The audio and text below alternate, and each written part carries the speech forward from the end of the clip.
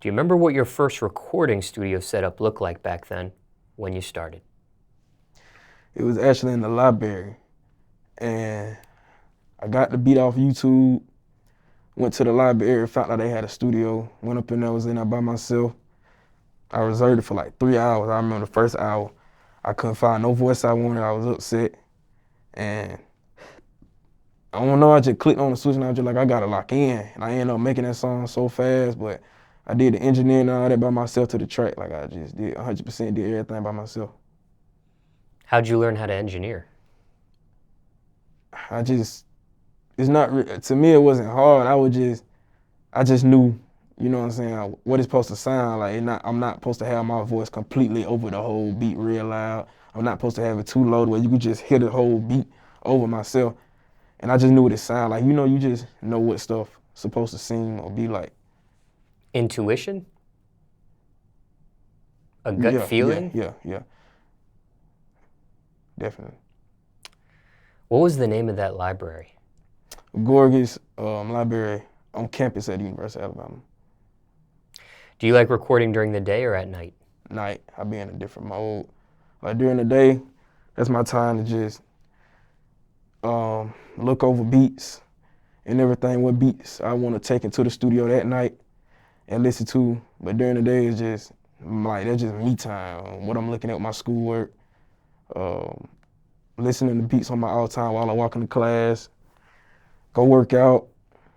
Then when I go back around about 7 or 8, I don't want to go out. If I do go out, it's only like with 2 people.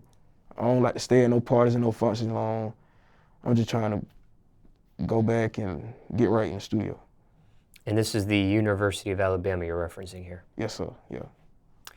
Are you a loner in the studio? Oh yeah, I don't want nobody in there with me. Because?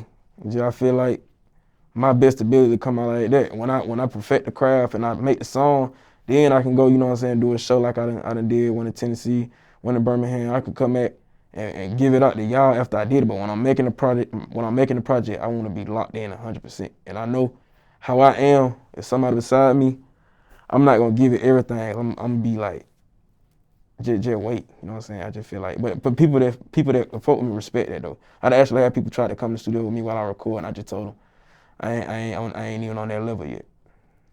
These shows that you speak of, were these free shows you did? These were paid shows you received, or did you pay to be on the show? Free shows. I paid to be on one. I paid to be on one. They were just promotion shows, like little contests when you have A&Rs and DJs and everyone with names around. And they've been successful with me so far. I got a lot of followers, a lot of people DMing me. I'm gaining the fan base off of these, so I'm gonna keep doing it until I get where I need to be. You know what I'm saying? How much did you pay to be a part of that show? 50, 75 first time, and everything else free. That amount that you paid to be on that show, was it worth it? Yeah. I wouldn't be here. I wouldn't have the confidence I got now with this music if I never did them shows. Shout out to DJ Trill. I wouldn't have the confidence to do the interviews and to do these shows and to keep making songs if I never did that one show. Cause it put me in front of people that with a mic in my hand, I ain't never did that before. That was my first show ever, and it was worth it. I'd do it again, keep doing it. Somebody gonna hear me. Your first show ever, that's the show you actually paid, or it was the free show first and then you paid? I paid for the first one. And then after that, they liked me. They let me go to the next one. It's free. So every time they had one, they let me be going free. And where was the performance held at? Birmingham, Alabama. A nightclub? Yeah, a nightclub. I really can't. I don't forgot the name, but yeah, it was a nightclub in Birmingham. Go ahead. Downtown.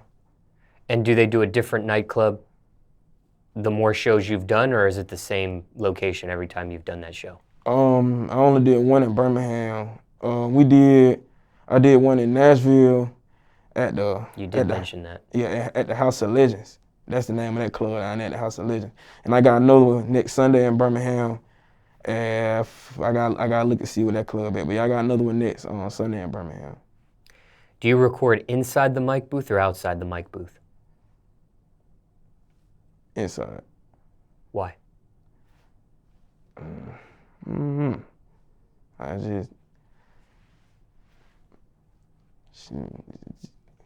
Be by myself. You record sitting down or standing up? I stand up. I recorded my first song sitting down though. But everything else, the last time I recorded them standing up. Because? It was for the tone I was giving in them tracks. It was more of I needed to let my oxygen come all the way through. Sitting down, it was more relaxed, like I'm just talking in the mic regularly. When you're in the recording studio, top 3 things you need.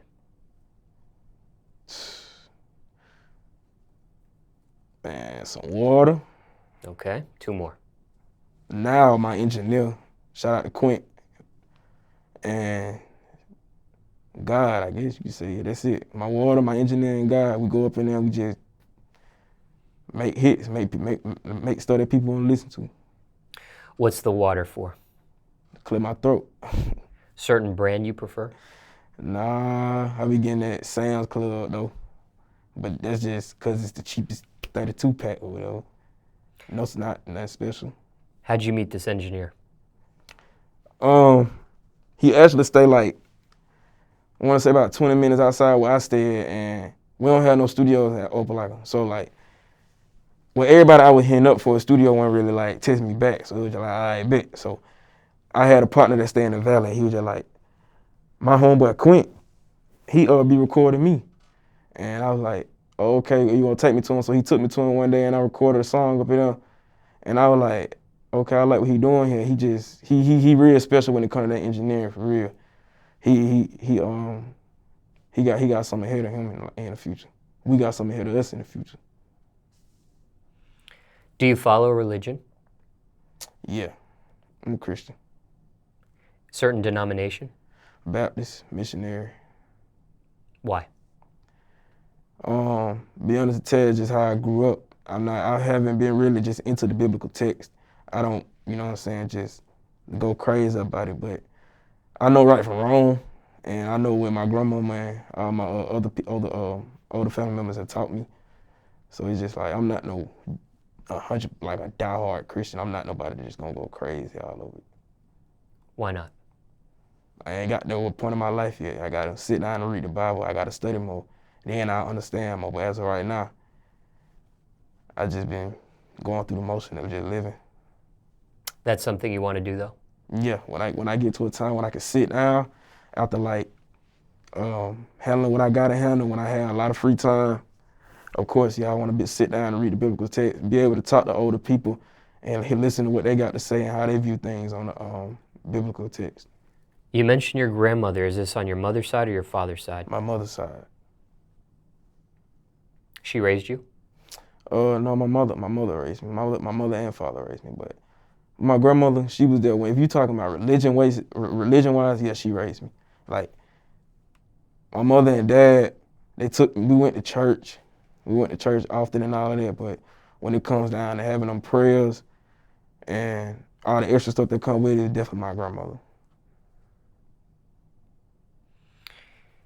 And just for the record, you grew up in a 2-parent household, mother and father? Half of my life. Okay. And they divorced. And then who'd you end up under the roof of after that? My mother. Father was still in your life after that? Yeah, he still in life, working a lot. Yeah, he was still in my life. We went with him almost every weekend when I was growing up. Now, when it comes to the studio, some people use drugs. I can't do it. Tried it, bro. I can't even do it. Why not? I don't know. It's a level of focus. I get lazy. I don't have that hunger. I don't have that anger in me when I be up under some drugs. I have it when I'm fully sober and know what's going on and know what I'm doing it for. That's when I go up and I might, you know what I'm saying, listen to it, geeked up or something. But in terms of me recording it, I got to be sober. I don't even play like that. I can't record up on the drugs. What drugs did you try to be in the studio with? I don't think I did smoke weed. I ain't know none of the other stuff. Craziest studio story, if you have one. I ain't had nothing crazy happen to me yet. I done actually had somebody like come in while I was recording, thinking that it was their studio time. Like, I mean, like that's like a little crazy thing, but that got solved up quick. How? Get out. Get out. What you doing? Oh, okay, this your time. Yeah, man, watch out. You know what I'm saying? It threw me off a little bit. I had to sit down and regroup. I'm like, dang, bro, really walked up in here while I'm recording. They threw my whole mojo out. The door ain't even locked. Yeah, that's the only little crazy, I guess you could say crazy. But I ain't never had nothing happen to me. I don't never let nobody know when I'm in the studio for something crazy like that to happen.